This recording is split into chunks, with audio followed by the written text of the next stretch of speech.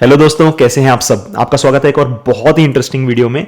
तो आज की वीडियो में मैं आपको 10 ऐसे इंडिकेटर्स बताऊंगा जिनसे आप मार्केट का सेंटिमेंट एनालाइज कर सकते हैं। अब यहां पे आप ये सोच रहे होंगे कि मार्केट का सेंटिमेंट एनालाइज क्यों करना है। उसका ऑब्वियस रीजन ये है कि भाई कहावत है ना, buy when there is blood on the street, right. तो इसीलिए अगर आपको मार्केट का सेंटिमेंट का एक आइडिया रहेगा तो आपको पता रहेगा कि कब आपको जो है अपनी हैवी बाइंग करनी है वर्सेस कभी जो है आपको जो है बहुत थोड़ी थोड़ी बाइंग करनी है। अब देखिए, हम में से ज़्यादातर लोग जो हैं ऐसे लोग हैं जिनकी एक एक फुल टाइम जॉब है, राइट। तो उनके पास नया कैश फ्लो आता रहता है और नया कैश फ्लो उन्हें मार्केट में डालना है। अब यहाँ पे ज़्यादातर लोग एक सिंपल सा रास्ता अपनाते हैं, वो एसआईपी करते हैं, राइट। लेकिन मैं आपको बताता हूँ कि अगर आप एसआईपी की जगह अपॉर्चुनिस्टिक एसआईपी करेंगे तो आपके जो रिटर्न्स हैं उनमें ज़मीन आसमान का डिफरेंस आ सकता है।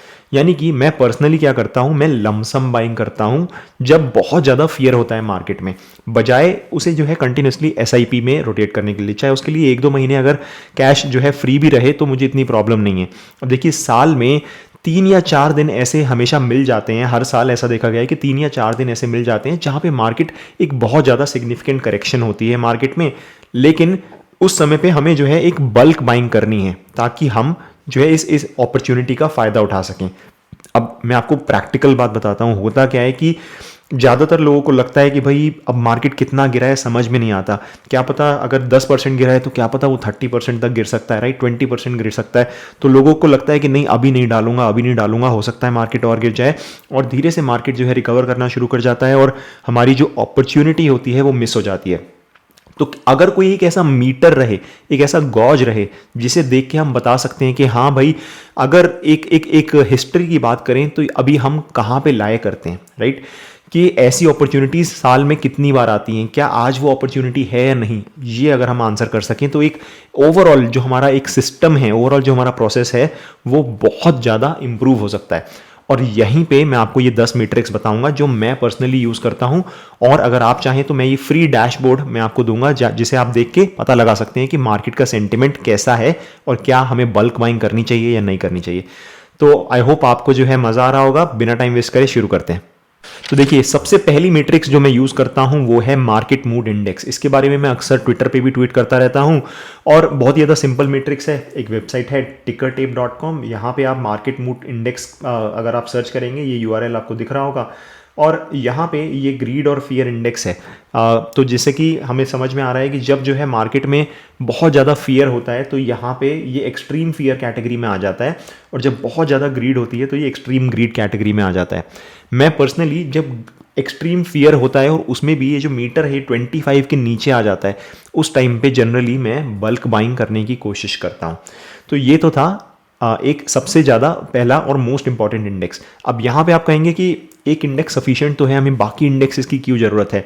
देखिए, यहाँ पे गोल ये है कि आप बहुत सारे इंडेक्स जो हैं सब सेम ही स्टोरी बताएंगे, लेकिन जब बहुत सारे इंडेक्स जो है एक तरीके से कन्वर्ज करेंगे तो आपके जो फॉल्स पॉजिटिव्स हैं वो हट जाएंगे।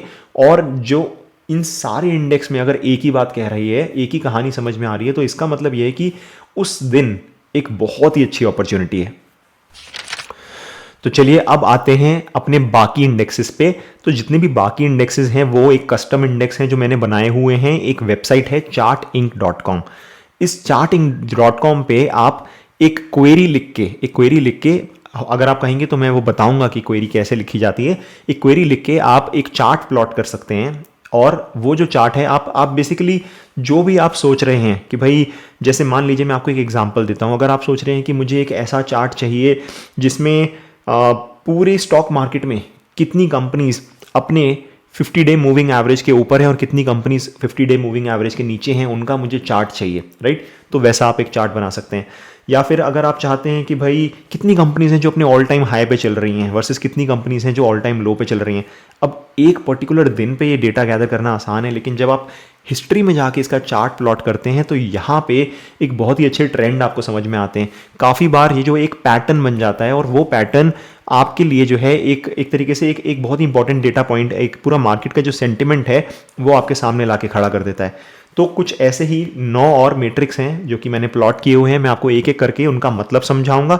और अगर आपको होगा कि भाई आपको अच्छा लगा तो मुझे कमेंट में ज़रूर बताइएगा, तो मैं इन सभी की क्वेरीज आपके साथ शेयर कर दूंगा। ये डैशबोर्ड तो आपके साथ शेयर है ही, एक एक करके एक्सप्लेन कर दूंगा कि कैसे ये क्वेरीज लिखी जाती हैं। तो सबसे पहली जो क्वेरी है वो है 200 डे मूविंग एवरेज का काउंट। तो इसमें बहुत ही ज़्यादा सिंपल है। अगर आप इस क्वेश्चन मार्क पे क्लिक करेंगे तो कंपनीज, इसमें मैंने 500 करोड़ का मार्केट कैप का फिल्टर लगाया है, तो सारी कंपनीज जो कि मार्केट कैप 500 करोड़ के ऊपर है और अपनी 20 डे मूविंग एवरेज के ऊपर चल रही हैं, वर्सेस जो कंपनीज अपनी 20 डे मूविंग एवरेज के नीचे चल रही हैं, उन्हें प्लॉट करने की कोशिश करिए। तो ऑब्वियसली जो अपने पिछले 20 दिन के मूविंग एवरेज के ऊपर हैं, इसका मतलब यह है कि वहाँ पे जो है थोड़ा सा ग्रीड है। जो अपने 20 डे मूविंग एवरेज के नीचे हैं, यानी कि वहाँ पे फॉल आया है और वो अपने बेसिकली वहाँ पे थोड़ा सा फियर है। इसका सिंपल मतलब ये निकल के आता है। तो यहाँ पे आप देख सकते हैं ये जो रेड चार्ट है, ये आपको बता रहा है परसेंटेज बिलो वो कंपनीज जो कि अपने 20 डे मूविंग एवरेज के नीचे हैं, और ये जो बची हुई कंपनीज हैं ग्रीन वाली, वो हैं अपने 20 डे मूविंग एवरेज के ऊपर। तो इन शॉर्ट इनका जो टोटल सम आएगा वो हमेशा 100 आएगा। तो at any point of time अगर ज़्यादा कंपनीज अपने बेसिकली मूविंग एवरेज के ऊपर होंगी 20 डे मूविंग एवरेज के, तो rest of the companies will be below 20 day moving average. तो इसमें जहाँ जहाँ पे ये रेड वाला जो है इसका टॉप बनता है, यानी कि इन शॉर्ट जब भी वो 90 के ऊपर आता है तो एक अच्छी बाइंग अपॉर्चुनिटी है। रेड वाला 90 के ऊपर आने का मतलब ये है कि 90% ऑफ द कंपनीज में बहुत ज़बरदस्त फॉल आया है और अपने 20 दिन के मूविंग एवरेज के नीचे आ गई हैं। तो आप देख सकते हैं रिसेंटली जब एक 23 दिसंबर को स्मॉल मिड कैप में बहुत ज़्यादा तेज़ी से गिरावट हुई थी, आपको याद होगा, अभी कुछ ही दिन पहले की बात है, तो 94% पे चला गया था ये जो इंडेक्स है। इससे पहले सितंबर 26 को जो है मौका मिला था, उससे पहले 16 जून को मौका मिला था, 11 मई को मौका मिला था, 24 फरवरी को मिला था। तो इन शॉर्ट आप एक दिन पिन पॉइंट कर सकते हैं कि हाँ इस दिन मुझे लमसम इन्वेस्टमेंट करना है। एसआईपी तो मैं कर ही रहा हूँ, लेकिन अगर मेरे पास कुछ पैसे ऐसे हैं जो कि सेविंग में आ गए हैं, तो उस दिन जो भी मेरे आइडेंटिफाइड स्टॉक्स हैं उनमें मुझे बल्क बाइंग करने का मौका है, राइट। तो ये एक सेंटिमेंट एनालिसिस का बेसिकली आपका टूल नंबर 2 था। उसके अलावा सेम चार्ट मैंने 50 डे मूविंग एवरेज पे किया है। तो 50 डे मूविंग एवरेज में क्या है कि पिछले 50 दिनों का एवरेज जो चार्ट है, प्राइस है, कितनी कंपनीज उसके ऊपर हैं वर्सेस कितनी कंपनीज उससे नीचे हैं, राइट। अब यहाँ पे अगर आप देखेंगे तो जो नंबर ऑफ डेटा पॉइंट्स हैं वो और कम आएंगे। यहाँ पे साल में अगर 10 पॉइंट्स आ रहे हैं 20 डे मूविंग एवरेज में, तो यहाँ पे सिर्फ 5 पॉइंट्स आएंगे, क्योंकि अब मैंने 50 डे मूविंग एवरेज का जो अपना क्राइटेरिया है वो बहुत ज़्यादा स्ट्रिक्ट कर दिया, राइट। तो यहाँ पे थोड़े से फॉल्स पॉजिटिव्स और कम हो जाएंगे और ये जो अपॉर्चुनिटीज़ हैं और रेयरली आएंगी। जब मार्केट में बहुत ज़्यादा फॉल आएगा और बहुत दिनों तक सस्टेन्ड रहेगा, सिर्फ तब इसमें जो है आपका एक बाइंग अपॉर्चुनिटी आएगी। अब यहाँ पे मैं 80% का थ्रेशोल्ड लेके मान सकता हूँ कि 80% के ऊपर जब भी चार्ट में आएगा, 80% कंपनीज 50 डे मूविंग एवरेज के नीचे आ गई हैं, यानी कि मार्केट में बहुत ज़्यादा फियर है, राइट। अब यही काम 50 डे मूविंग एवरेज के अलावा मैं 200 डे मूविंग एवरेज में भी कर सकता हूँ, राइट। तो जो नंबर ऑफ डेटा पॉइंट्स हैं वो और कम आएंगे। अब यहाँ पे आप देख सकते हैं कि अभी का जो फॉल था वो कंपैरेटिवली उतना बड़ा फॉल नहीं था, क्योंकि सिर्फ 60% companies were below their 200 day moving average. वहीं जो जून का फॉल था वो एक बहुत ही अच्छी बाइंग अपॉर्चुनिटी थी, और आपको याद होगा तब निफ्टी भी काफ़ी ज़्यादा डाउन हो गया था और वहाँ से अब तक निफ्टी भी सिग्निफिकेंटली अप हो चुका है। तो सेम चीज़ है, बस ऐसी कंपनीज जो 200 डे मूविंग एवरेज के बिलो हैं वर्सेस वो कंपनीज जो 200 डे मूविंग एवरेज के अबव हैं, राइट। तो ये हो गया हमारा नेक्स्ट इंडिकेटर। अब आते हैं नेक्स्ट इंडिकेटर पे। इस इंडिकेटर में मैं ये बताना चाह रहा हूँ कि आपको मैं डिस्क्रिप्शन दिखा देता हूँ, 52 वीक लो वर्सेस हाई। तो table shows stock nearing to their 52 week high and 52 week low. अब यहाँ पे 10% का मार्जिन लिया गया है, यानी कि मान लीजिए पिछले 52 दिनों पिछले 52 वीक्स में, यानी पिछले एक साल में हर स्टॉक का कुछ ना कुछ तो हाई होगा, राइट।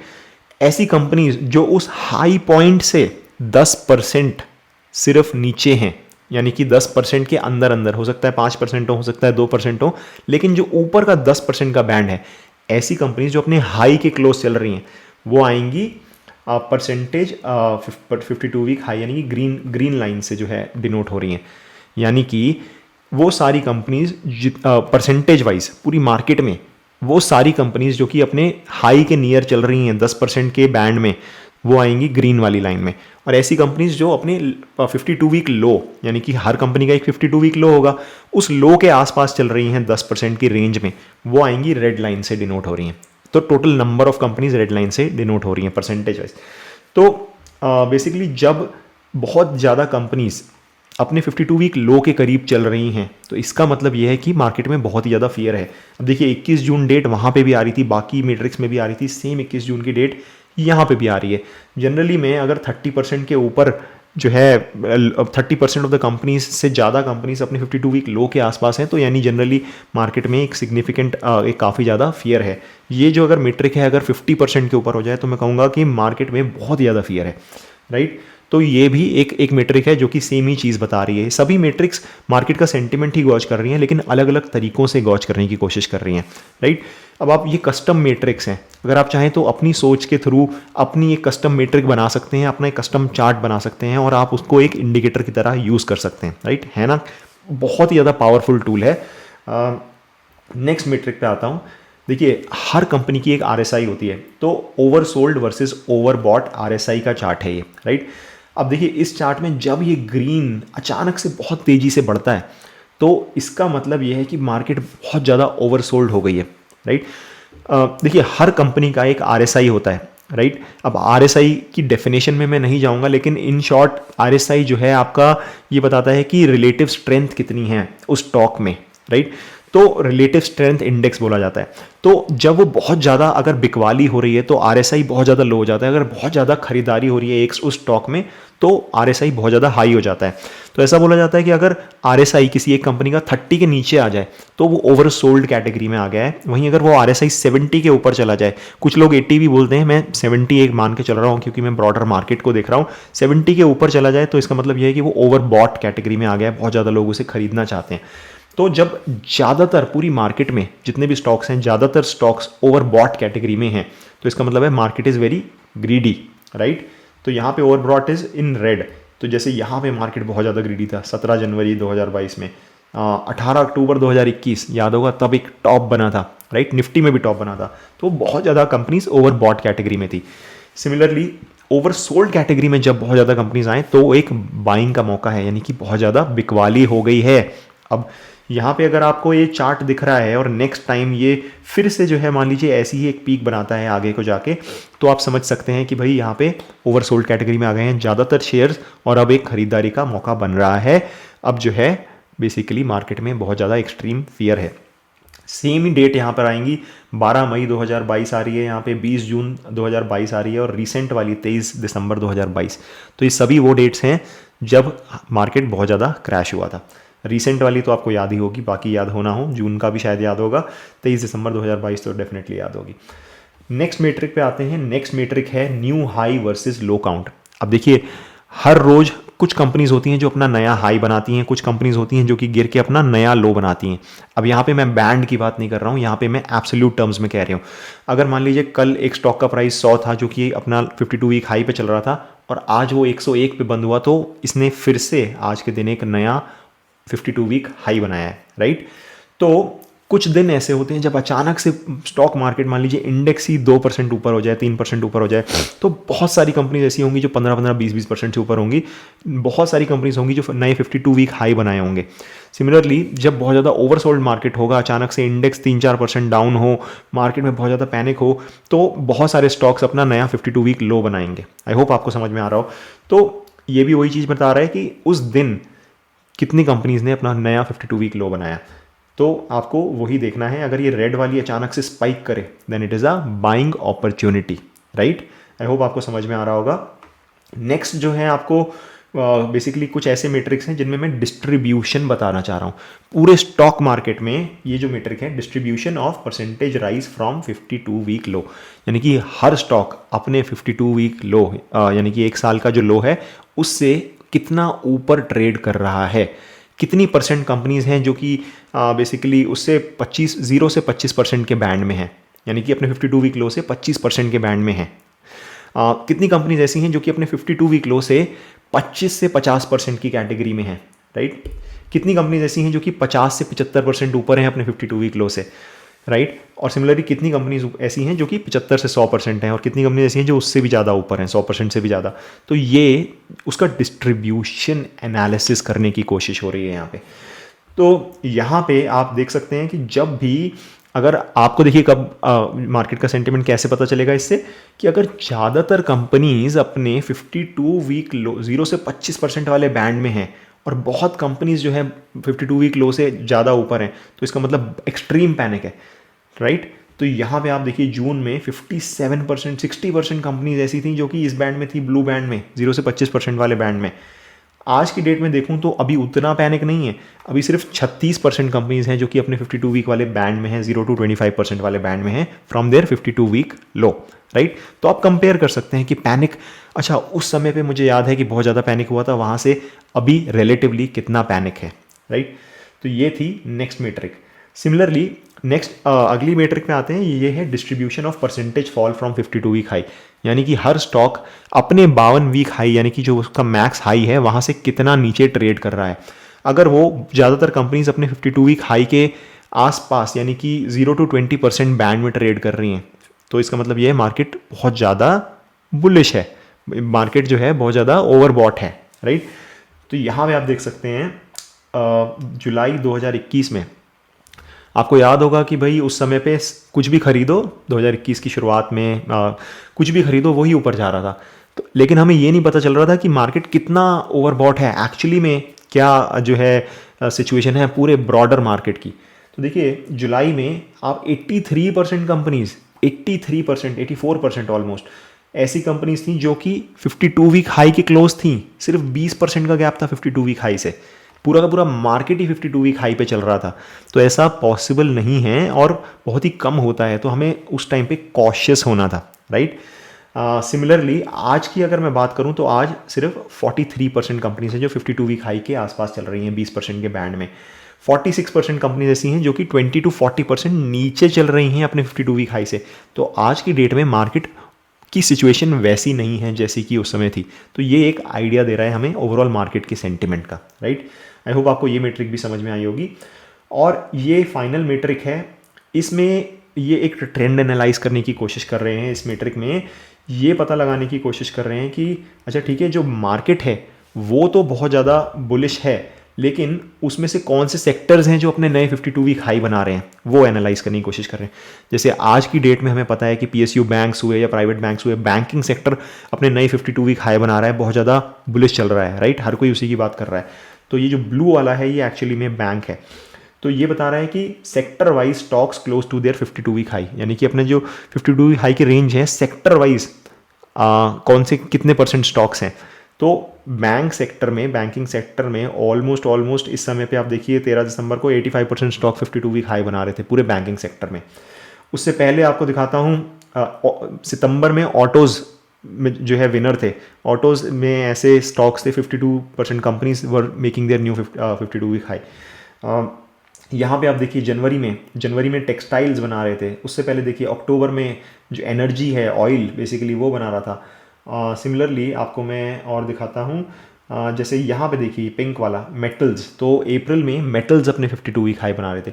तो इन शॉर्ट अगर हम सेक्टर की बात करें तो आज की डेट में जो सेक्टर अपने 52 वीक लो के आसपास है वहाँ पे हमें स्टडी करने हैं नए सेक्टर्स। आज की डेट में अगर बात करें तो बेसिकली आईटी आप देखिए सिर्फ 6% कंपनीज अपने 52 वीक हाई के आसपास हैं, बाकी सारी कंपनीज 52 वीक हाई से बहुत ज़्यादा नीचे हैं। सिमिलरली यहाँ पे आप देखिए टेक्सटाइल, सर्विसेज, देखिए फार्मा को देखते हैं, फार्मा में सिर्फ 18% कंपनीज हैं जो कि अपने 52 वीक हाई के आसपास हैं, बाकी सब लो हैं। तो ये सेक्टर्स हैं जो हमें आज की डेट में स्टडी करने हैं, क्योंकि यहाँ पे जब सेक्टर रोटेशन होगा तो ये वो सेक्टर होंगे जो कि आगे चल के अपने नए 52 वीक हाई बनाएंगे, राइट। तो आई होप आपको ये सारी की सारी मैट्रिक्स अच्छी लगी होंगी, आपको कुछ सीखने को मिला होगा। चार्टिंग डेफिनेटली एक्सप्लोर करिएगा, अगर आप चाहेंगे तो मैं भी इसके ऊपर डिटेल में वीडियो बनाऊंगा। बहुत ज़्यादा मुश्किल नहीं है, मुझे हार्डली 2-2.5 घंटे लगे इसे पूरा सीखने में, ये सारी मैट्रिक्स बनाने में।